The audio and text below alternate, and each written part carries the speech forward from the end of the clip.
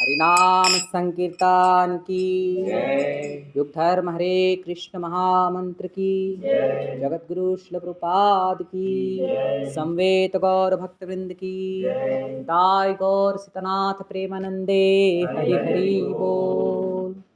नारायणं नमस्कृत्यं नरं चैव नरोत्तमं देवीं सरस्वतीं व्यासं ततो जयमुदीरये।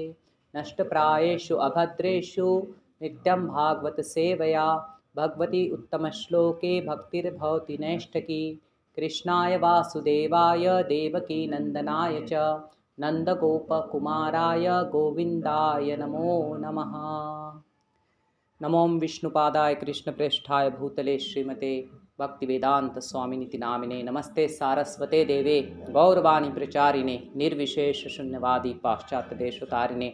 जय श्री कृष्ण चैतन्य प्रभु नित्यानंद श्री अद्वैत गदाधर शिवासादि गौर भक्तवृंद। हरे कृष्णा कृष्णा कृष्णा हरे हरे, हरे राम राम राम हरे हरे। हरे कृष्णा। आप सभी का आज के हमारे इस साप्ताहिक सत्संग कार्यक्रम में हार्दिक स्वागत है। तो आज हमने थोड़ा शॉर्ट इसलिए रखा कीर्तन और ये, क्योंकि आज की जो हमारी कथा है वो थोड़ी बड़ी है, विस्तृत है। तो वैसे उसे एक इसमें कवर करना भी मुश्किल है, पर किंतु वो कथा में ऐसे पड़ाव है, तो हम देखते हैं कि कुछ 2 पड़ाव आज पूरे करेंगे और जो अंतिम पड़ाव है तो वो थोड़ा बड़ा है, तो उसे हम अगले सेशन में देने का प्रयास करेंगे। तो जैसे देखिए, श्रील प्रभुपाद जी जो हमारे अंतर्राष्ट्रीय कृष्ण भावनामृत संघ के संस्थापक आचार्य है, तो उनके गुरु महाराज जो है, अब श्रील प्रभुपाद भी पश्चिम बंगाल से थे और उनके गुरु महाराज भी पश्चिम बंगाल से थे। तो ये बांग्ला कहावत है किंतु बहुत ही महत्वपूर्ण एवं यथार्थ है। तो श्रील भक्ति सिद्धांत सरस्वती ठाकुर श्री प्रभुपाद कहते थे कि पृथ्वी ते जत कथा धर्म नामे चले, भागवत कहे तहाँ परिपूर्ण छले। अर्थात धरती पर जहाँ कहीं भी धर्म के नाम पर कथाएं हो रही है, तो भागवत धर्म क्या कहता है? भागवत धर्म कहता है कि भागवत कह रहा है, इसका मतलब कि वो जो कथाएं चल रही है वो भागवत कथाएं नहीं है। भागवत कथा मतलब जिसमें भगवान हरि के नाम का, उनके यश का, उनके रूप का, उनके लीलाओं का गान हो। तो यदि भगवान के लीला, यश, कथा, गुणों का गान नहीं हो रहा है और ऐसी कोई भी कथा चल रही है, तो भागवत क्या कहता है कि पृथ्वी ते जत कथा हरि नामे चले, भागवत कहे तहाँ परिपूर्ण छले। अर्थात वहाँ पर आपको एक चीज़ पूरे रूप से मिल रही है, और वो क्या है? केवल छल। ठीक है, क्योंकि ये जो कथाएं है जो भगवान का गुणगान नहीं करती या फिर भगवान के भक्तों का गुणगान नहीं करती, वो कथाएं कभी भी किसी व्यक्ति को जीवन के चरम लक्ष्य की प्राप्ति नहीं करा सकती।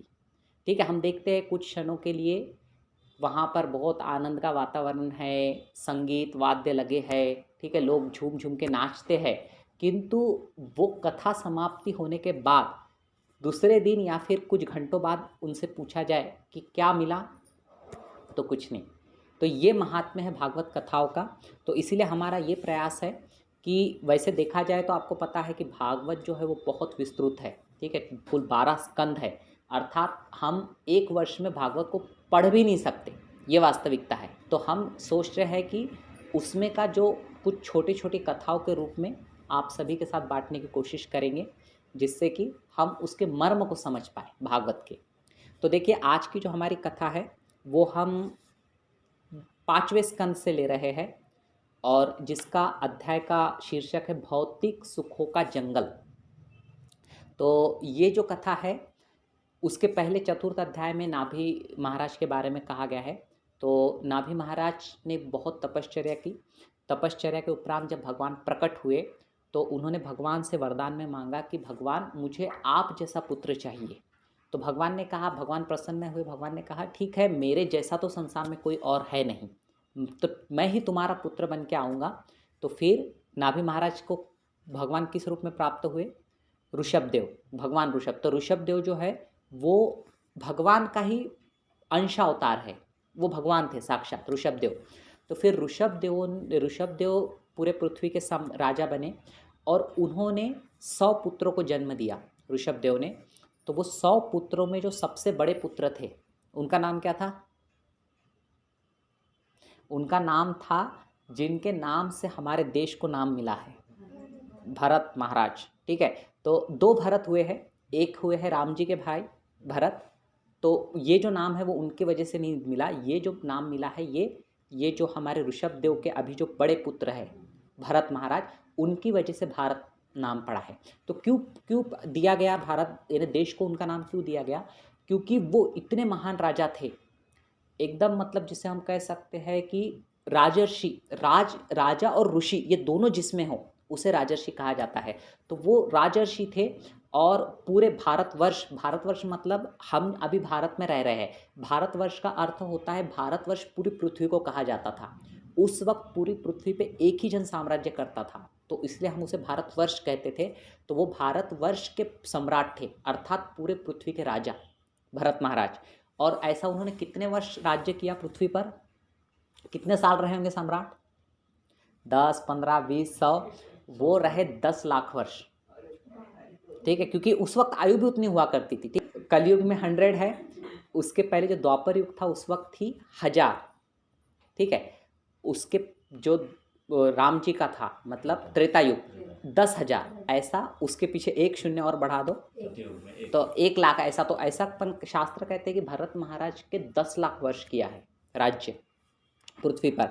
तो क्या हुआ कि ये हम महान तेजस्वी राजा है और सब गुणों से संपन्न है। उनके राज्य में बहुत सुंदर प्रकार से यज्ञों का आयोजन हो रहा है, सारी प्रजा सुखी है। ठीक है, अब सब कुछ क्या चल रहा है, जिसे हम कहते हैं एकदम बढ़िया चल रहा है। अब क्या हुआ कि ऐसा करते करते वो अवधि, मतलब जो हर किसी के जीवन में लिखा रहता है कि कितने वर्ष सुख भोगेगा, तो वो एक लिमिटेड अमाउंट रहता है। ठीक है, तो वो देखो वो समय समाप्त हुआ तो बरोबर सब समाप्त हो जाता है धीरे धीरे। तो अब वो जितना उनके भाग्य में था भरत महाराज के, उतना समय समाप्त हुआ और भरत महाराज को ये पता चला कि अब उनकी मतलब युवा अवस्था भी ढलान के ऊपर थी। तो उन्होंने क्या किया कि पत्नी सारे अपने, उनके 5 लड़के थे, वो सारा साम्राज्य सौंप दिया और सारा राजपाट छोड़ के क्या किया उन्होंने वानप्रस्थ आश्रम ले लिया। तो अब ये वानप्रस्थ जो आश्रम है, तो ये समझना भी बहुत महत्वपूर्ण है, क्योंकि जो हमारी वर्णाश्रम व्यवस्था है, तो उस वर्णाश्रम व्यवस्था में कितने 4 ये बताए गए हैं। ठीक है, आश्रम। तो सबसे पहला रहता है ब्रह्मचारी आश्रम, जो रहता है उम्र के 25 वर्ष तक। मतलब 25 वर्ष तक व्यक्ति को क्या करना चाहिए, उसे कठोर ब्रह्मचर्य का पालन करना चाहिए। तो उसमें पहले वो गुरु के यहाँ रहते थे, गुरुकुल में आदि। फिर 25 वर्ष के उपरांत क्या प्रारंभ होता है, गृहस्थाश्रम।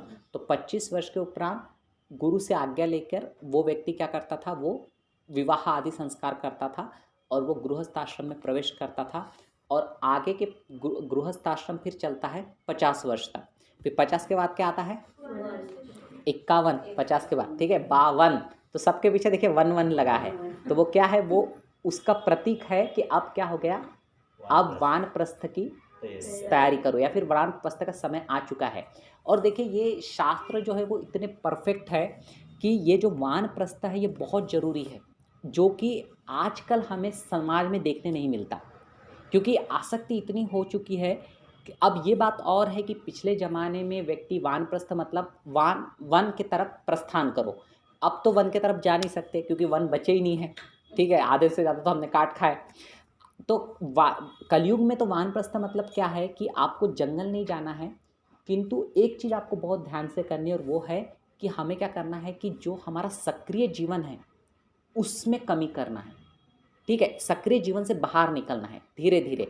तो अब ये 51-52 वर्ष तक जो है बच्चे भी बड़े हो जाते हैं। तो क्या करना है कि शास्त्र कहते हैं कि जिस प्रकार भरत महाराज ने क्या किया कि वो सारा अपना जो राजपाट था वो उनको सौंप दिया। और ये तो कलयुग की बात नहीं है, इसलिए डायरेक्ट निकल गए वन की ओर। किंतु हम क्या कर सकते हैं कि हम उसमें से हमारा सक्रियता को कम कर सकते हैं। ठीक है, धीरे धीरे हमें उससे बाहर निकलना है। तो और ये बहुत आवश्यक है, किंतु यदि उससे बाहर नहीं निकल पाए तो क्या होता है कि आप देखते हो कि अधिक से अधिक जगह पर ये देखने मिलता है हमें कि वो व्यक्ति, उम्र हो गई, 50, 55, 60 क्रॉस कर दिए, किंतु अभी भी क्या है कि आसक्ति नहीं छूट रही है घर में से। तो धीरे धीरे आप देखोगे कि जो सम्मान उसे पहले मिलता था वो सम्मान मिलना भी खत्म हो जाता है। और अब ये व्यक्ति क्या करता है, तो दिन भर बस वो बाकी कुछ काम धंधा हो के लायक शरीर बचता नहीं है, तो बस वो सीसीटीवी कैमरे सा इसके उसके ऊपर देखता रहता है, इससे रिलेशंस खराब होते हैं। तो ये बात बहुत महत्वपूर्ण है समझनी। और इतना ही नहीं कि यह साधारण व्यक्ति के लिए है, बल्कि आपको पता होगा कि हमारे देश के जो गांधी जी है बहुत प्रसिद्ध, तो गांधी जी को भी स्वतंत्रता के उपरांत शिल प्रभुपाद जी ने लेख पत्र लिखा था। तो उस पत्र में प्रभुपाद ने गांधी जी को स्पष्ट रूप से लिखा था कि देखिए, आपकी लड़ाई थी स्वतंत्रता के लिए, देश स्वतंत्र हो चुका है, अब आप क्या करिए कि मेरी आपको सलाह है कि यदि आप, प्रभुपाद ने इंग्लिश में लिखा था कि अगर आप ग्लोरियस डेथ अर्थात आप एक अच्छी मृत्यु को प्राप्त करने चाहते हो तो क्या करो कि अब आप सक्रियता को छोड़ दो और आप वानप्रस्थ ले लो। और आप सोचोगे कि अब वानप्रस्थ में हम क्या करेंगे, तो मैं आपको आमंत्रित करता हूँ, आइए हम दोनों गीता के ऊपर चर्चा करेंगे। किंतु क्या हुआ कि महात्मा गांधी ने उस बात को सीरियसली नहीं लिया प्रभुपाद के, और बाद में परिणाम क्या हुआ ये सारे संसार ने देखा। ठीक है, कि जो इतने वर्ष तक जिन्होंने पूरी स्वतंत्रता का संग्राम किया, सब किया, उसमें तो नहीं गए, किंतु स्वतंत्रता होने के उपरांत उनकी हत्या की गई डायरेक्ट। सादा देहांत भी नहीं है, हत्या मतलब क्या है, पूरा प्योर डिसरिस्पेक्ट है ना वो, और वो देश के लोगों ने ही किया। तो ये बात हमें समझना आवश्यक है कि वानप्रस्थ ये जीवन की एक अत्यंत महत्वपूर्ण अवस्था है। और उसमें हमें क्या करना है कि वानप्रस्थ का लक्ष्य ही ये है कि हम अभी तक जो जीवन जीते आए थे उसमें से हमें निवृत्त होना है, और जो समय बचेगा तो उस समय को क्या करना है, वो समय को हमें भगवान के भजन में लगाना है। ठीक है, नहीं तो आज भी अगर हर घर का खर्चा होने से पहले आपकी परमिशन ली जा रही है, आप ही ताला खोल रहे हैं, आप ही पैसे दे रहे हो, तो भजन कब करोगे? जीवन भर तो यही किया ना। तो ये बात समझनी बहुत आवश्यक है कि समय के साथ साथ हमें वानप्रस्थ आश्रम की ओर भी धीरे धीरे बढ़ना चाहिए। और इसका परिणाम ये होगा कि हमें भजन करने का समय मिलेगा। या फिर अभी देखिए, कभी कभी जो ऑफिसेस में जॉब करते हैं आपने देखा होगा कि इतने आसक्त हो जाते हैं लोग कि रिटायरमेंट के दिन रोते हैं। ठीक है, बल्कि मुझे लगता है वो तो खुशी मनाने का दिन है कि अब आप इसमें से मुक्त हो रहे हो, रिहा हो रहे हो, जाइए भगवान का भजन करिए अच्छे से। किंतु इतने आसक्त हो जाते हैं उस भौतिकता में, क्योंकि जिस दिन वो जॉब ज्वाइन करते उसी दिन सबको पता रहता है कि मैं यहाँ पे कोई हमेशा नहीं रहने वाला, एक दिन मुझे निकलना है। किंतु वो आसक्ति से ऐसे बंधते हैं कि जिस वजह से क्या करते हैं कि अपने जीवन के लक्ष्य को भूल जाते हैं। तो इसी से संबंधित ये आज भरत महाराज की हम भागवत कथा पढ़ेंगे।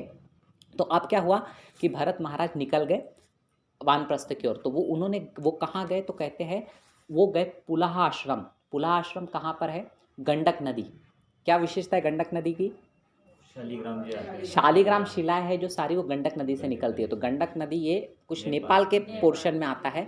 तो वहाँ पे पुलाह आश्रम में अब भरत महाराज गए हैं वानप्रस्थी होके। ठीक है, और कहते हैं कि भरत महाराज ने कैसा त्याग किया अपने राज्य का, तो ये भी विशेष है। इतने आप सोचिए 10 लाख वर्षों तक जो राजा रहा है, उन्होंने कहते हैं कि अपने राजपाट को जिस प्रकार व्यक्ति मलमूत्र को त्यागता है उस प्रकार त्याग दिया। मलमूत्र को त्यागता है मतलब क्या? समझिए आज आपने बहुत बढ़िया घी का कुछ पकवान खाया, दूसरे दिन क्या स्थिति होती है सवेरे? नहीं भी हुआ तो मुझे क्या यानी कहना ये है कि कोई ऐसा है क्या कि एक बार और फिर से टॉयलेट में जाके देखता होगा कि देखता हूँ मेरा घी का क्या हुआ? पलट के भी नहीं देखता व्यक्ति। ठीक है, इस प्रकार भरत महाराज ने त्यागा, उन्होंने पलट के भी नहीं देखा उस राज्य की तरफ, इतना महान उनका त्याग था। अब वो वहां से निकल गए, अब वो गए हैं वानप्रस्थ आश्रम में। और यहाँ पर अब भरत महाराज की दिनचर्या देखे किस प्रकार है। तो वो क्या करते हैं कि वो रोज 3 बार स्नान करते हैं गंडक नदी में।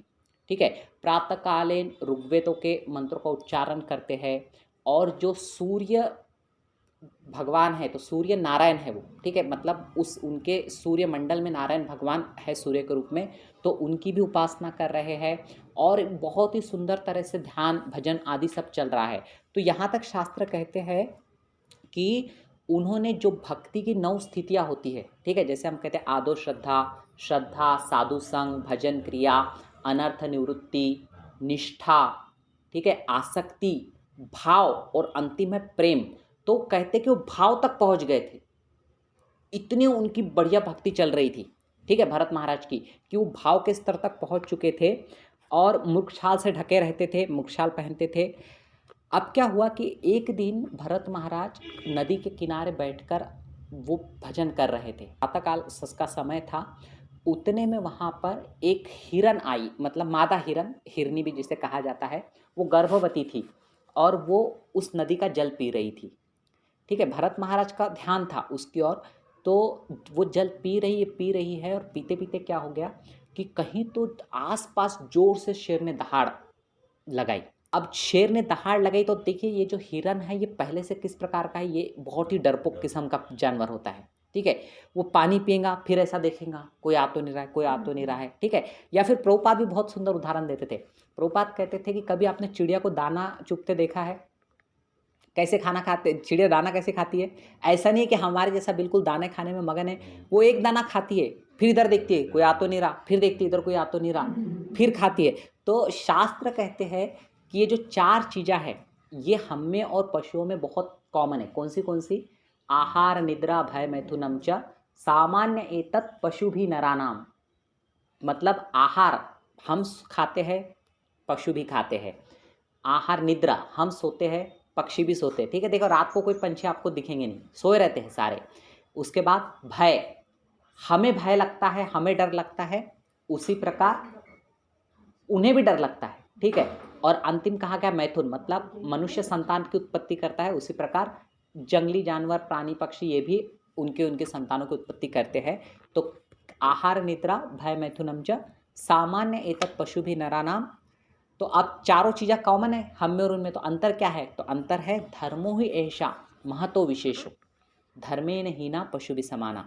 तो अगर आहार निद्रा भय मैथुन ये 4 चीज़ें हम में और पशुओं में समान है, तो एक चीज़ हमारे पास है जो हमें पशुओं से भिन्न करती है, और वो क्या है? वो है धर्म का आचरण। मनुष्य क्या करता है? मनुष्य भगवान के सामने नतमस्तक होता है, मनुष्य भगवान की आरती करता है। ठीक है, किसी पशु को देखा तो ये एक चीज़ है जो हमें क्या करती है? पशुओं से भिन्न करती है। और यदि कोई व्यक्ति वो कार्य नहीं कर रहा, यदि वो धर्म का आचरण नहीं कर रहा, तो फिर वो क्या है? धर्मे नहीं ना पशु भी समाना। क्योंकि वो 4 काम जो कर रहा है जीवन में, जो कि लगभग 80% पॉपुलेशन कर ही रही है संसार की, तो ये सारे क्या है? ये पशु के ही समान है। तो इस प्रकार हिरनी जो थी वो पहले से बहुत ही यानी डरपोक किस्म का वो पशु है।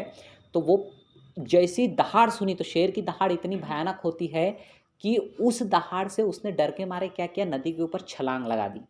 ठीक है, जैसे एक नदी के एक किनारे पे जल पी रही थी, उसे शेर की सुनाई आई गर्जना, और उसने क्या किया? वो नदी के ऊपर से छलांग लगाई, और थी गर्भवती।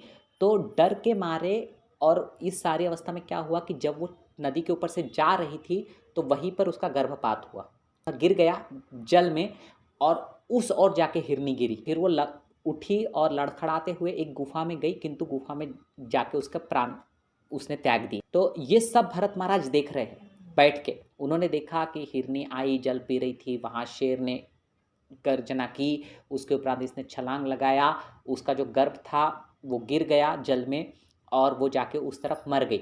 अब जब उन्होंने देखा तो क्या हुआ कि लगभग वो जो गर्भ से गिरा हिरनी के वो बच्चा, वो अब जल पे तैर रहा है। ठीक है, और बह रहा है जल के साथ साथ। अब ये जो भरत महाराज है ये कैसे? ये भक्त है, और भक्त का एक स्वभाव होता है कि वो करुण रहता है स्वभाव से, मतलब उसमें करुणा बहुत रहती है। तो भरत महाराज से देखा नहीं गया। भरत महाराज को लगा कि अब मेरा कर्तव्य है कि मैंने उस निसहाय जो हिरनी का शिशु है, जिसे श्रावक कहते हैं, उसकी मैंने कुछ ना कुछ मदद करनी चाहिए। तो भरत महाराज गए और इन्होंने क्या किया? जल में से, नदी के झट से उस हिरनी के बच्चे को निकाल दिया, बाहर निकाल लिया। अब बाहर निकाल के वो अपने साथ उसे लेके आए। अब लेके आए तो ला के बाहर ज़मीन पे नहीं छोड़ सकते, ठीक है, क्योंकि वो छोटा सा है। वहाँ पर मतलब जंगल है, वहाँ पे बहुत से जानवर है, नीचे रखोगे हो सकता है कोई भेड़िया खा ले, कुछ खा ले। तो अब क्या हुआ कि भरत महाराज उसे अपने साथ आश्रम में लेके आ गए। अब आश्रम में लाया, छोटा बच्चा है, तो उसके लिए फिर भरत महाराज धीरे धीरे हरी घास काट के लाने लगे, वो खिला रहा है। तो ऐसा करते करते क्या हुआ कि उसे वो पालने पोसने लगे, और क्या हो गया कि धीरे धीरे अब उनकी आसक्ति उसमें बढ़ने लगी, हिरन के बच्चे में। ठीक है। और वैसे भी आपने देखा होगा कि ये संसार बना ही ऐसा है कि यहाँ पर जब बच्चा कोई छोटा रहता है ना, वो बहुत ज़्यादा आकर्षक रहता है। भले ही बड़ा हुए बाद आपको उसकी चेहरा देखने की इच्छा नहीं होगी। है ना, ये वास्तविकता है। और वो यदि भागवत कहता है कि जब वो छोटा बच्चा बोलता है ना, तो ऐसा लगता है कि जैसे कोई कानों में शहद घोल रहा है, उसकी तोतली बोली। वो दो के बच्चे अच्छे लगते हैं, एक गधे का और एक सरदार का। दो के बच्चे अच्छे लगते हैं। नहीं नहीं, सभी के लगते हैं। ये आप देखो, जो कुत्ता भी रहता है उसका छोटा बच्चा कितना प्यारा लगता है। फिर मनुष्य का भी उदाहरण है, बहुत से ऐसे। तो वो बना ही ऐसा है संसार की कैसे फंसाना है, क्योंकि अगर वो माँ बाप की आसक्ति नहीं आएंगी उस बच्चे में, तो संसार में बंधेंगे कैसे। तो इसलिए ऐसा बनाया जाता है उससे कि बचपन में तो बाप रे बाप बहुत ही सुंदर लगता है, उसकी हर चीज़ सुंदर लगती है, ठीक है।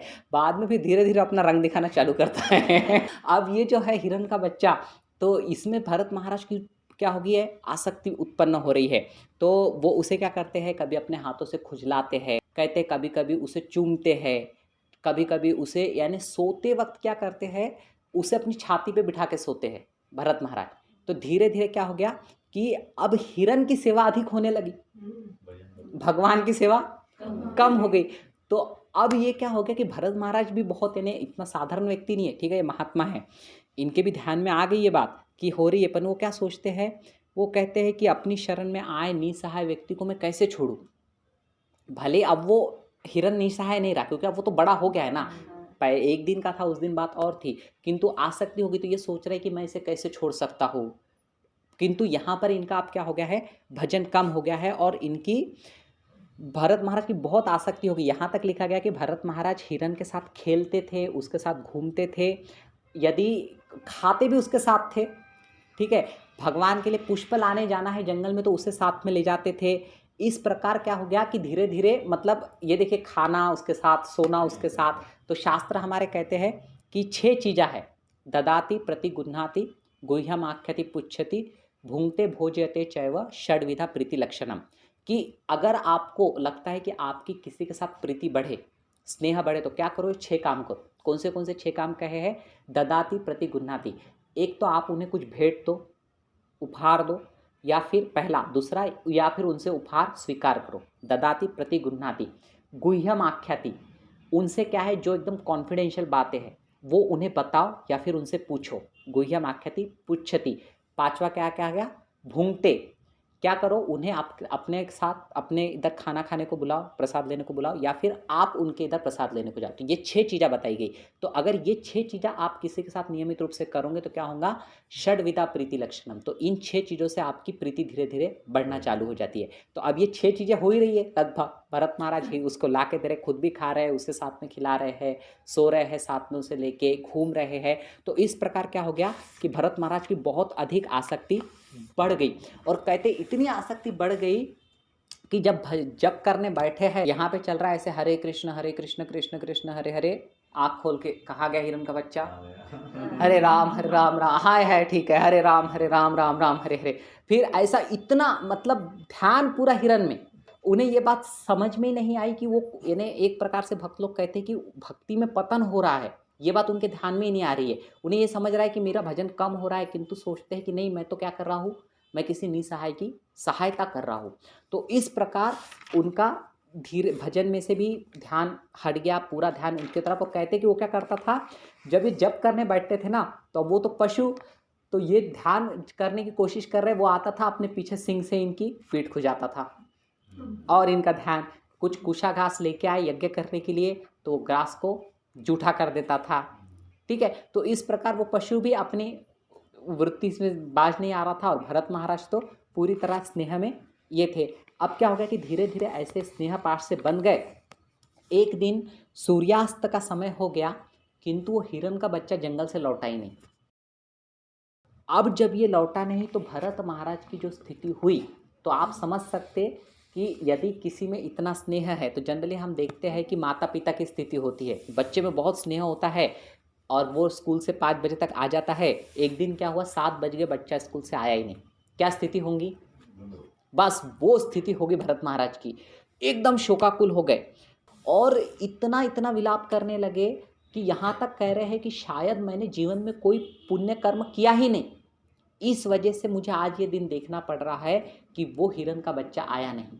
और क्या क्या तर्क वितर्क कर रहे हैं, कहीं उसे शेर तो नहीं खा गया होगा, कहीं उसे कोई शिकारी तो नहीं मार दिया होगा, ठीक है, ऐसा बहुत सोच रहे। ये आसक्ति के परिणाम है। जब आपकी किसी व्यक्ति में इतनी आसक्ति उत्पन्न होती है तो ये सारे आपको रिएक्शंस मिलते हैं अत्यधिक। तो अब फिर क्या हुआ, अब ढूंढो, जंगल की ओर निकल पड़े, जंगल को जा रहे हैं। और जाते जाते क्या हुआ कि उन्हें कहीं पर भूमि पे उस हिरन के बच्चे के क्या दिखे, पैरों के निशान दिखे। तो अब देखिए, एक आसक्त व्यक्ति या फिर जिसे हम कह सकते पागल भी हो जाता है जो व्यक्ति किसी के पीछे, तो ये क्या कह रहे हैं, ये कहते हैं, हे भरत, अपने आप को कह रहे हैं, पृथ्वी की तुलना में तुम्हारी तपस्याओं का कोई मूल्य नहीं है। क्योंकि पृथ्वी ने महान तपस्याएं की थी, इसीलिए उसकी सतह पर हिरन के सुंदर और शुभ चिन्ह प्रकाशित हुए हैं। इन चरण चिन्हों के कारण यह धरती स्वर्गकामी ब्राह्मणों द्वारा यज्ञ करने के लिए सर्वाधिक उपयुक्त स्थान बन गई है। वो एक साधा पशु, उसके चरण की देखिए किस प्रकार बखान कर रहे हैं। ठीक है, फिर और आगे गए तो उन्हें चंद्रमा दिखा। अब चंद्रमा में हम देखते ना, वो ऐसा धब्बा रहता है, तो कोई कहता है वो खरगोश है, कोई कहता है वो हिरन है। तो इन्हें क्या लग रहा है, इन्हें वो हिरन दिख रहा है। तो जैसे उन्हें हिरन दिखा तो बोलते, अरे, उन्हें वो बहुत प्रसन्न थे, बोले देखिए ये चंद्रमा जो है ये मेरा सच्चा मित्र है। इसने क्या किया है कि अपने वो हिरन को अपने इधर आश्रय दे दिया है ताकि उसके ऊपर कोई संकट ना आए। और इस प्रकार आश्रय देके वो क्या कर रहा है कि जिस प्रकार, मतलब शास्त्र कहते हैं कि यदि किसी ज्वर आए, बुखार आए, तो क्या करना चाहिए, उसके ऊपर ठंडे पानी का छिड़काव करना चाहिए। तो कहते हैं कि अपने मित्र की ये ज्वर की अवस्था देखकर वो क्या कर रहा है कि मेरे ऊपर जल का छिड़काव कर रहा है, क्योंकि उसने हिरन को अपने पास शरण दे दी है। ठीक है, इस प्रकार सोच रहे हैं आड़ा टेढ़ा। और वो सोच रहे हैं, किंतु क्या है कि इन सारी, मतलब हम भी देखते हैं संसार में, हम कभी कभी किसी चीज़ में आसक्त हो जाते हैं और वो चीज़ हमें बहुत मीठी लगती है, ठीक है, और ऐसा लगता है कि आसक्ति के कारण मेरा जीवन और आसानी से गुजर रहा है। किंतु हम उस वक्त एक महत्वपूर्ण बात भूल जाते हैं, वो है हमारी एक्सपायरी डेट। हमारी एक्सपायरी डेट भी कभी ना कभी आने वाली है, हमें उसकी तैयारी करनी चाहिए। तो अभी क्या हुआ कि भरत महाराज ये भूल गए कि उनकी भी एक्सपायरी डेट है। और क्या हुआ कि अंधेरे में ऐसे पागल जैसे उसे ढूंढ रहे हैं, उस क्षण उनके सामने अदम्य मृत्यु आ खड़ा हुआ।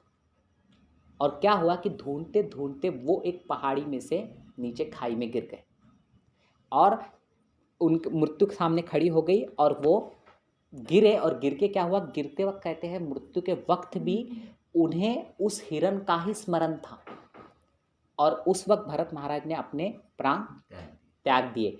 अब प्राण त्यागे तो अब क्या होगा, तो इसके लिए भगवत गीता पढ़नी आवश्यक है। भगवत गीता में भगवान कहते हैं यम यम वापि स्मरण भावे तजत्यन्ते कलेवरम तम तमेति कौन्तेय सदा तद्भाव भावितः।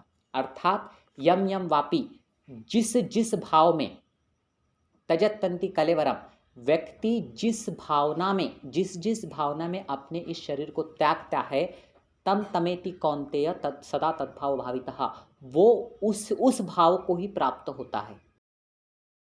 तो यहाँ पर अब क्या हुआ कि भरत महाराज ने किस भाव में त्याग किया है शरीर को, हिरन की भाव में। तो क्या होगा कि अब यहाँ पर ये कहानी का एक पहला पड़ाव हमारा पूरा होता है। अब उनका दूसरा जन्म देखेंगे। तो क्या हो गया कि अब वो किसका जन्म लेने वाले हैं, हिरन का, क्योंकि उसका स्मरण था ना। और इसीलिए देखिए कि ये जो हमारे शास्त्र है या फिर हमारे अंतर्राष्ट्रीय कृष्ण भावनामृत संघ में भी आपने देखा होगा कि प्रतिदिन जप का विधान बताया जाता है कि आप प्रतिदिन 16 माला करो, 16 नहीं कर सकते तो कम से कम 4 करो, 8 करो। ये किस लिए है कि जीवन भर प्रैक्टिस करते करते हमें अंत्य नारायण स्मृति को प्राप्त करना है। मतलब जब भी हमारा जीवन का अंतिम समय आएगा उस वक्त हमें क्या स्मरण होना चाहिए, केवल नारायण भगवान। और ये इतना आसान नहीं है भगवान को अंतिम समय में याद करना, इसलिए हमें अभी से प्रैक्टिस करनी है, रोज प्रैक्टिस करनी है। तो इस प्रकार जब हम प्रैक्टिस करेंगे उस वक्त ये स्थिति आएगी कि हम अंतिम, और अगर समझिए अंतिम समय में हमने भगवान का स्मरण किया, फिर हमें क्या गति प्राप्त होगी, तब तमेति कौन्ते, फिर हमें भगवान का धाम प्राप्त होगा। और भगवान का धाम प्राप्त हुआ तो भगवान ने क्या कहा, न तत्र भासते सूर्य न शशांको न पावकः यद गत्वा न निवर्तन्ते तद्धामं परमं मम। भगवान ने कहा कि मेरे धाम में ना सूर्य की आवश्यकता है, ना चंद्रमा की आवश्यकता है, ठीक है, क्योंकि वहाँ पर भगवान के जो मणि है उससे ही पूरा प्रकाश रहता है। भगवान की कांति देह की इतनी है, तो न तत्र भासते सूर्य न शशांको न पावकः यद गत्वान निवर्तन्ते, जहाँ जाने के बाद पुनः तुम्हें आने की आवश्यकता नहीं है, तद धाम परमम मम, ये मेरा परम धाम है कि एक बार उसे आप प्राप्त कर लो, उसके बाद वहाँ पे डिमोशन नहीं है, फिर आप इस धरती पे डबल नहीं आओगे। तो यहाँ पर और हमने देखा है कि उदाहरण है कि हमारे कुछ ऐसे आचार्य है, तो इस्कॉन के एक आचार्य है, गौर आचार्य मतलब थे, अभी तो नहीं रहे। आपने नाम सुना है कि उनका गौर गोविंद स्वामी महाराज, भुवनेश्वर का मंदिर जिन्होंने बनाया, प्रभुपाद के डिसाइपल, तो उन्होंने अपना प्राण कैसे त्यागा पता है आपको? वो इतने सिद्ध महात्मा थे कि एक बार मायापुर में पंचतत्व के दर्शन करते करते उन्हें समाधि लग गई और 2 वर्ष वो समाधि में थे। मतलब समाधि में थे मतलब ऐसा नहीं कि श्वास वगैरह रोक के एक जगह बैठे थे, वो घूम फिर रहे थे, किंतु उनकी चेतना में उन्हें कुछ समझ नहीं रहा था कौन क्या है कैसा है, वो उनकी समाधि की अवस्था थी। फिर 2 वर्षों उपरांत तो समाधि से बाहर निकले, तब उन्होंने बताया कि मैं समाधि में था। और उन्होंने प्राण कैसा त्यागा, तो वो कथा कर रहे थे भगवान की बैठ के व्यासासन पर, और उस वक्त उन्होंने प्राण त्यागा बीच कथा में। शायद उन्हें दिल का दौरा आया और अंतिम शब्द जो सबने सुने वो थे उनके, हे गोपाल। गोपाल उनके पर्सनल डीटी थे, गोपाल जी। तो उन्होंने बस अंतिम वाक्य कहा जैसे उन्हें दौरा आया, हे गोपाल, और फिर उनके प्राण निकले। तो ये है जिसे हम कहते हैं ग्लोरियस डेथ, ऐसा होना चाहिए अंतिम दिन। अब वो निसंदेह उन्होंने भगवान को प्राप्त किया। अब यहाँ पर क्या हो गया कि भरत महाराज से हो गई गलती, उन्होंने मतलब थे महात्मा, पहले का भाव के स्तर तक आ चुके थे, ठीक है, प्रेम के स्तर को बस एक सीढ़ी बची थी। अब यहाँ पे हिरण में आसक्त हुए, हिरण को याद किया, प्राण त्याग किए, अब उनका अगला जन्म हुआ वो है हिरण का जन्म।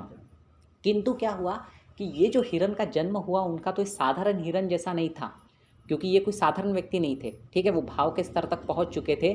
तो जन्म तो हिरण का लिया, किंतु ये ऐसा हिरण था जिससे अपने पिछले पूरे जन्म याद थे। भरत महाराज थे तो हिरण के शरीर में, किंतु इन्हें अपने पूर्व जन्म में की हुई दृढ़ भक्ति के कारण भरत महाराज अपने पिछले जन्म की एक भी घटना नहीं भूले थे।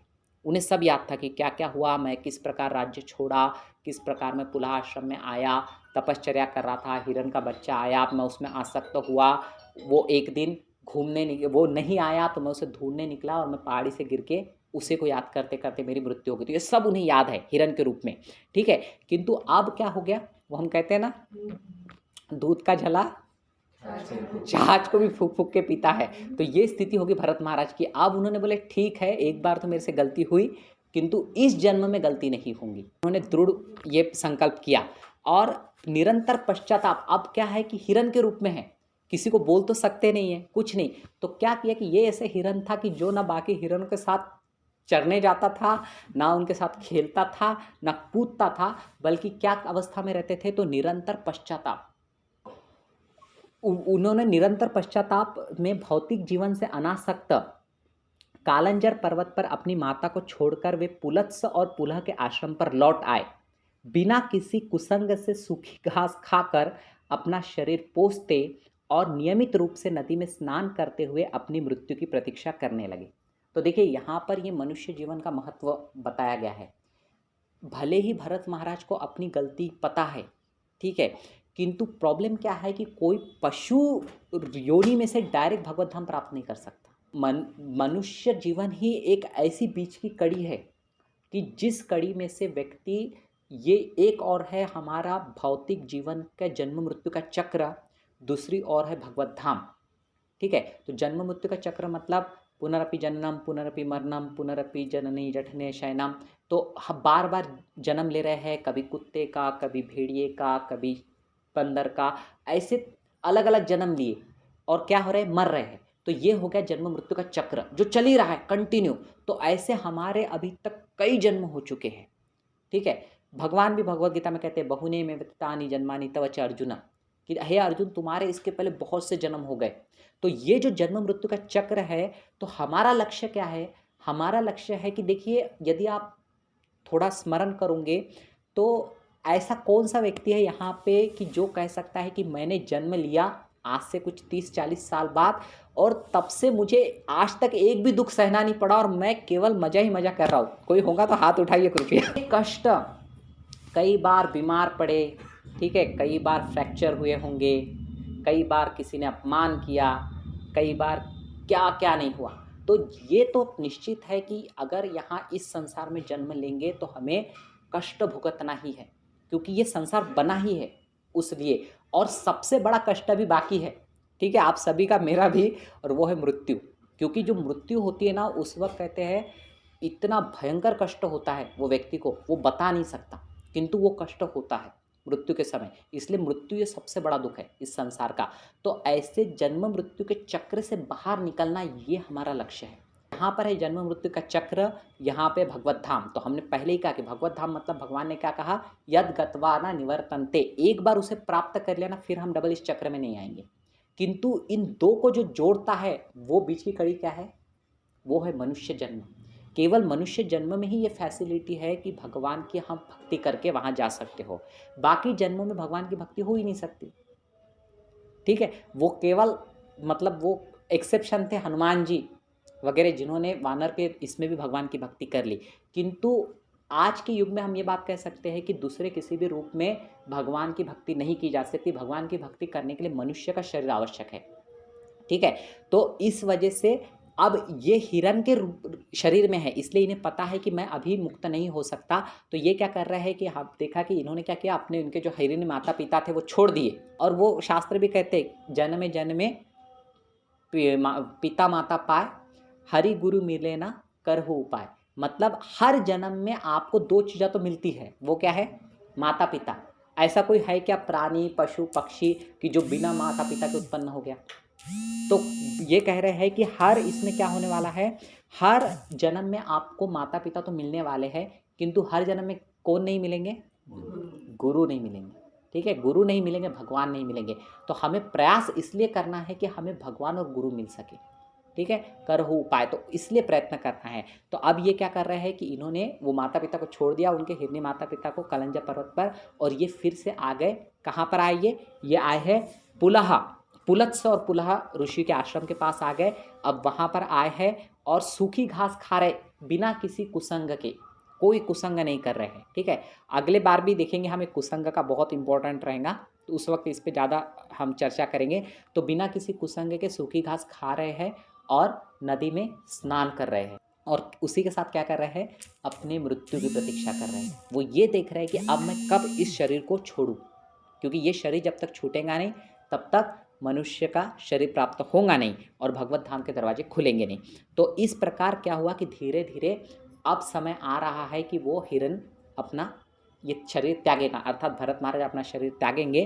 तो भागवत में लिखा है कि अंततः उच्च स्वर में प्रार्थना करते हुए उन्होंने अपना शरीर त्यागा।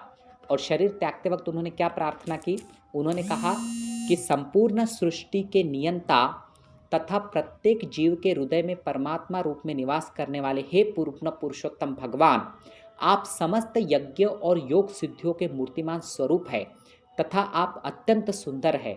मैं आपको प्रणाम करते हुए यह शरीर त्याग रहा हूँ और आशा करता हूँ कि मैं निर्बाध रूप से सदा के लिए आपकी प्रेमा भक्ति में संलग्न हो सकूँ, ठीक है। ये भाव के साथ अब उन्होंने क्या किया है, अपना शरीर त्यागा है। तो इसके उपरांत भगवत गीता में भगवान कहते हैं कि प्राप्य, मतलब अर्जुन पूछते हैं कि हे भगवान, यदि कोई व्यक्ति आपकी भक्ति कर रहा है और करते करते बीच में ही उसका विकेट उड़ गया, तो उस क्या होगा, वो नष्ट हो जाएगा क्या? तो भगवान कहते नहीं, भगवान कहते वहाँ पर कि प्राप्य पुण्य कृताम लोकान लोकानुषित्वा शाश्वती समाहा शुचिनाम श्रीमताम गेहे योग भ्रष्टो भी जायते। क्या कहा भगवान ने? शुचिनाम श्रीमताम गेहे योग भ्रष्टो भी जायते। योग मतलब भक्ति योग, योग भ्रष्ट अर्थात कोई भक्ति योग से गिर भी गया या फिर बीच में ही उसका भक्ति योग में बाधा आ गई तो क्या होगा, अभिजायते, कहाँ पे? शुचिनाम श्रीमताम गेहे। तो ऐसा व्यक्ति, मतलब जो व्यक्ति भगवान की भक्ति कर रहा है किंतु किसी कारणवश उसकी भक्ति पूर्ण नहीं हो पाई, तो वो अगले बार कहाँ जन्म लेगा? वो जन्म लेगा शुचिनाम श्रीमताम गेहे, एक तो वो बहुत ही पुण्यात्मा के घर में जन्म लेता है किसी ब्राह्मण के, या फिर वो किसी बहुत ही अमीर व्यक्ति के घर में जन्म लेता है। ये भगवान ने भगवत गीता में कहा है। तो अब इस प्रकार से क्या हुआ कि यहाँ पर भरत महाराज तो वैसे ही बहुत बड़े भक्त हैं, हमें पता है, और वो भक्ति की अवस्था में थे, और क्या हुआ कि योग भ्रष्ट हो गए। भक्ति करते करते बीच में ही व्यवधान आ गया, जिससे भक्ति छूट गई। तो अब इसी नियम के हिसाब से क्या हुआ कि उन्हें अब जन्म मिला है एक शुद्ध ब्राह्मण के परिवार में, और वो जो ब्राह्मण है वो अंगिरा मुनि के वंशज है। अंगिरा मुनि भी मतलब एक बहुत महान मुनि माने गए हैं, तो उनके वंश में आए हैं।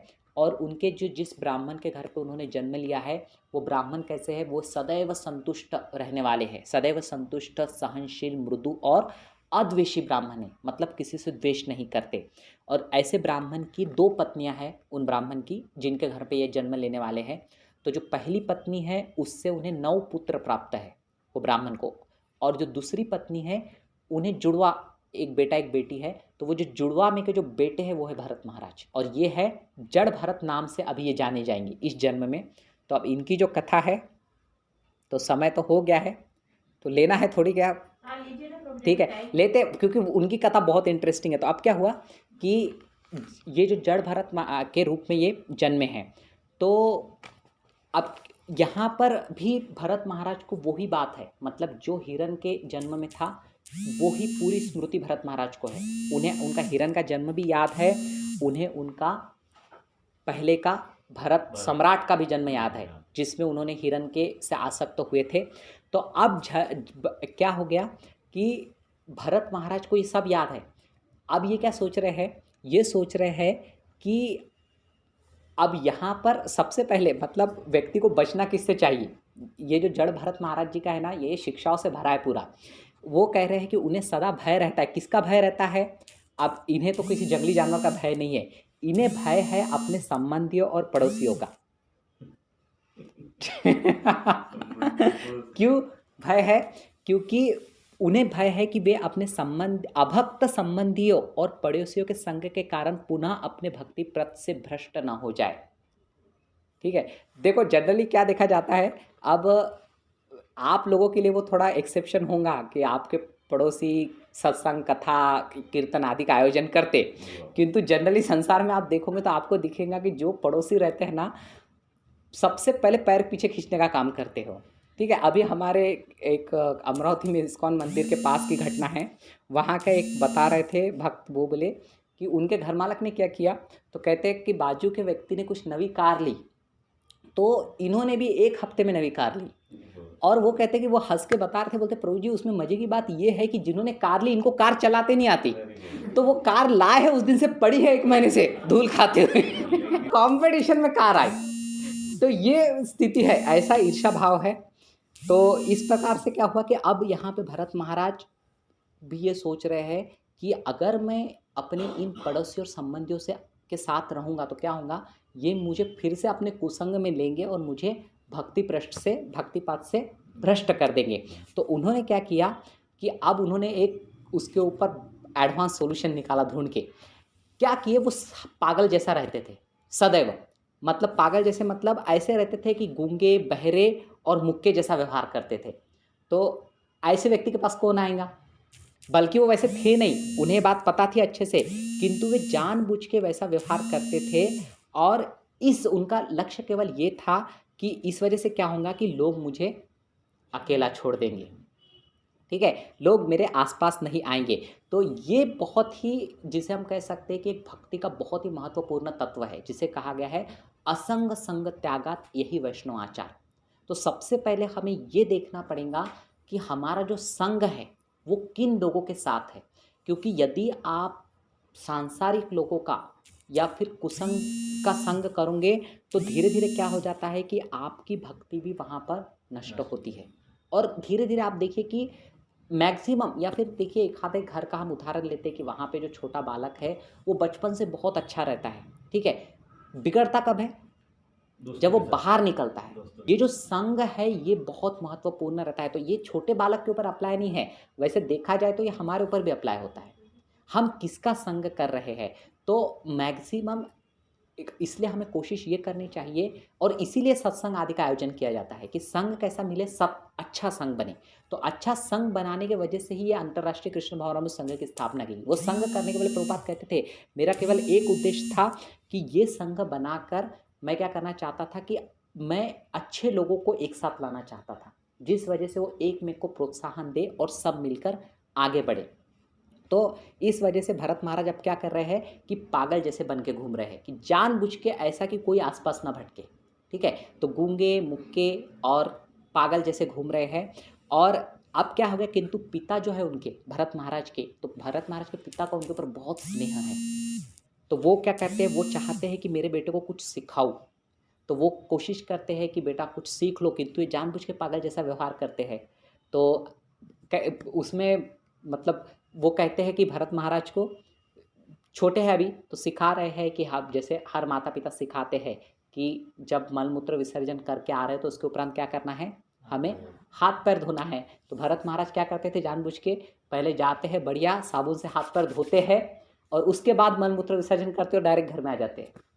पूरा उल्टा जो जो पढ़ाओगे आप जानबूझ के, क्योंकि लोगों ने बिल्कुल क्या करना चाहिए, अकेला छोड़ देना चाहिए, ये उनका लक्ष्य है। तो जानबूझ के पूरा उल्टा कर रहे हैं। गायत्री मंत्र सिखाने को गए जब, तो गायत्री मंत्र सिखाने के लिए कहते हैं कि जो 4 से 5 महीने बीत गए किंतु एक शब्द भी नहीं सीखे भरत महाराज। तो इतना जब हो गया तो उसमें फिर अंत में उन्होंने क्या किया, उन्होंने अंत में उनको सिखाना छोड़ दिया। वो समझ गए कि अब ये, बहुत बार हम भी देखते हैं ना संसार में कि एक आधे के आगे हम कितना सर पटकेंगे सर पटकेंगे सर पटकेंगे, वो सुनने को तैयार नहीं, तो हम आखिरी में क्या बोलते हैं, जाने दो। तो अब इनके पिता ने छोड़ दिया और कहते हैं कि उनके पिता का उन पे स्नेह था ही, और दैववश तब उनके पिता की मृत्यु हो गई भरत महाराज के।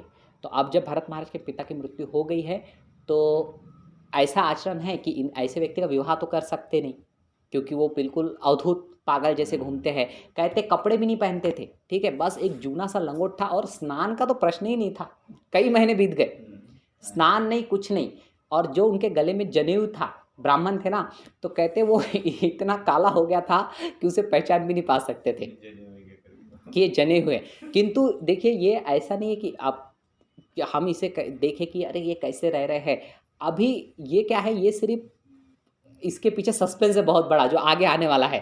तो अभी ये ऐसा आचरण कर रहे हैं जानबूझ के, तो उसका सस्पेंस अब हमें अगले इसमें पता चलेगा कि ऐसा भरत महाराज क्यों रहे, क्या शिक्षा देना चाह रहे हैं। तो फिर अब इनके भाइयों ने क्या किया, उनके भाइयों ने देखा कि ये किसी काम का है नहीं। उनके भाई जो थे वो पूरे वैदिक कर्मकांड में एक्सपर्ट ब्राह्मण थे। तो उन्होंने क्या किया, बोला इसे खेत पे भेज दो।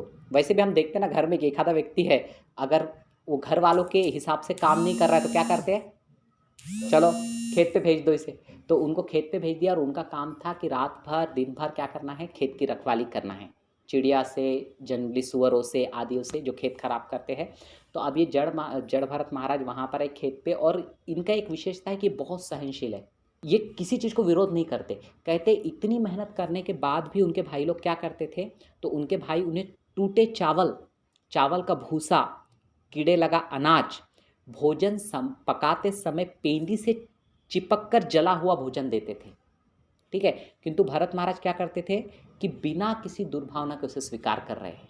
मतलब ऐसा नहीं, केवल एक साइड मत देखिए आप कि वो नहाते नहीं हैं या फिर पड़े रहते हैं, वस्त्र नहीं पहनते हैं, केवल कोपिन पे घूम रहे हैं।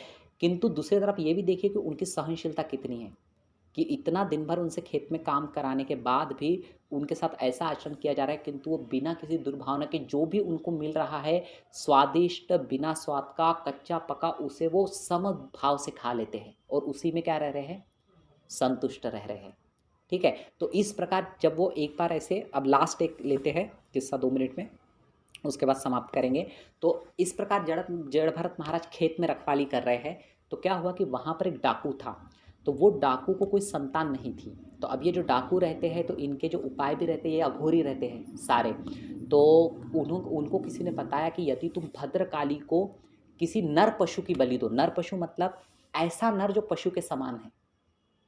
ठीक है, जैसे बहुत से हम देखते हैं ना कि वैसे तो देखे रह जाएंगे रोड पे तो ऐसे 100 मिल जाएंगे, तो चलते गाड़ी पे से वो क्या खा के थूकते, देखते भी नहीं पीछे कौन आ रहा है, ये नर पशु के जैसे, नर मतलब पूरे पशु के समान नर। तो ऐसे किसी नर पशु की बलि भद्रकाली को दे दो तो क्या होगा कि वो प्रसन्न होकर तुम्हें संतान प्राप्ति हो जाएगी। तो अब वो डाकू ने एक नर पशु को ढूंढ के भी लाया और उसे बांध के रखा था, और वो एक विशेष दिन की राह देख रहा था जिस दिन वो बलि देने वाला है। किंतु क्या हुआ कि उस दिन रात को वो नर पशु भाग गया, मतलब वो व्यक्ति जो था वो छूट के भाग गया। तो अब दूसरे दिन बलि देना है, तो बलि देने के लिए वहाँ पर कोई नहीं। तो इसने, डाकू ने कहा कि आज तो बलि देनी है देवी को, कुछ भी करो, व्यवस्था करो। तो अब ये डाकू के जो चेले चपाटे थे तो ये ढूंढते हुए निकले, तो इन्हें खेत में जड़ भरत महाराज दिखे। ठीक है, इनकी अवस्था में अकेले पड़े हैं, बिना नहा स्नान किए, जनेऊ काला हो चुका है, सब अवस्था, वस्त्र नहीं है, केवल कोपिन पहने हैं। तो उन्हें लगा ये भी कोई पशु से भिन्न थोड़ी है, और कहते हैं कि उनका शरीर बहुत गठीला था, यानी शरीर अच्छा तगड़ा था भरत महाराज का। ठंडी धूप वूप किसी इसमें वस्त्र नहीं पहनते थे और आवश्यकता भी नहीं पड़ती थी। तो उन्होंने कहा ये भी तो कैसा है, पशु के समान है। तो क्या किया, उन्हें उठा लिया और उन्हें उठा के वो ले गए बलि देने के लिए। अब जड़ भरत महाराज जो थे, कहते वो इतने शक्तिशाली थे कि वो चाहते तो छूट सकते थे चंगुल से, किंतु इन्होंने क्या किया, इन्होंने बिल्कुल भी विरोध नहीं किया।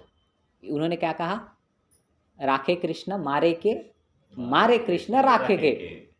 अगर भगवान बचाना चाहते तो मुझे बचाएंगे, नहीं बचाना है तो नहीं बचाएंगे। तो ये थोड़ा सोचा और बिल्कुल भी बिना किसी प्रयास के वो निकल पड़े उनके साथ साथ, डाकू के साथ साथ। तो बोलते डाकू ने ले गए, उन्हें बढ़िया स्नान कराया, ठीक है, चंदन लेप लगाए, बलि देनी है ना, और बढ़िया सा प्रसाद खिलाया, बहुत बढ़िया उन्होंने भोजन किया भरत महाराज ने।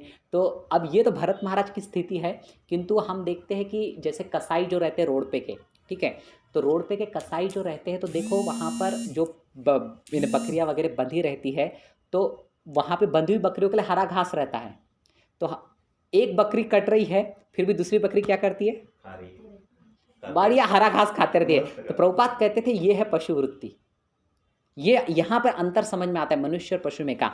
पशु क्या है कि समझदार व्यक्ति रहे तो वो देख के समझ जाए, जो कहते हैं ना मराठी में, पुढच्याच ठेच मागचा शहाणा। ठीक है, जब उसने ये सोचना चाहिए कि ये बकरी को काटा गया तो अगला नंबर किसका है, मेरा है, किंतु वो क्या सोचती है, मेरा नंबर कभी आएगा ही नहीं। वो मस्त हरी घास खाती रहती है और बाद में फिर वो धीरे से आता है, उसे खोल के ले जाता है, उसे भी काट देता है। तो प्रभुपाद कहते थे कि हमें ऐसा पशु नहीं बनना है, हमें ये देख के समझ जाना है कि ये जो शास्त्र है, इसमें के जो सत्य प्रसंग है, ये सब देख के हमें समझ जाना है कि हमारे साथ क्या होने वाला है, और उसके लिए हमें तैयारी करनी है। तो भरत महाराज ने तो बढ़िया किया। उसके बाद फिर लाया गया उन्हें वेदी पे बलि चढ़ाने के लिए, और भद्रकाली देवी है, सामने भरत महाराज को रखा गया, और फिर एक धारदार तलवार उठाया पुरोहित ने उस डाकू के, और बस अब वो भरत महाराज का गला काटेगा। इसी गला काटेगा तो क्या हुआ कि भरत महाराज कौन है, ये भक्त है भगवान के, ठीक है। वो तो हमने देखा ना, योग भ्रष्ट हुए हैं, भक्ति करते करते बीच में भक्ति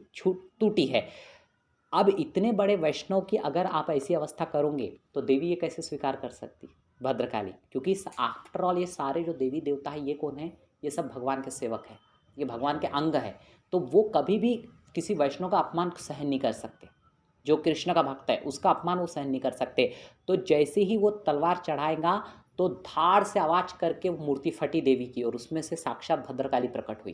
देवी ने क्या किया, वो तलवार छीनी पुरोहित के हाथ से, सबसे पहले पुरोहित का गला काटा, और फिर वहाँ से जितने डाकू है सब, तो वो कहते हैं कि देवी प्रकट हुई और साथ में देवी की पिशाचिनियाँ रहती है काली देवी की, तो वो भी सारी प्रकट हुई, और उन सब ने क्या किया कि अब सबके गले काटना चालू कर दिए भरत महाराज को छोड़ के, क्योंकि इतने बड़े भक्त का अपमान कर रहे थे। कहते हैं कि सबको मार दिया, और फिर वो पिशाचिनियाँ क्या करने लगी कि वो जो कटे हुए उनके मस्तक थे उसे गेंद के जैसा लेके खेलने लगी डाकुओं के, और कहते हैं कि वो रक्तपान भी कर रही थी उनका।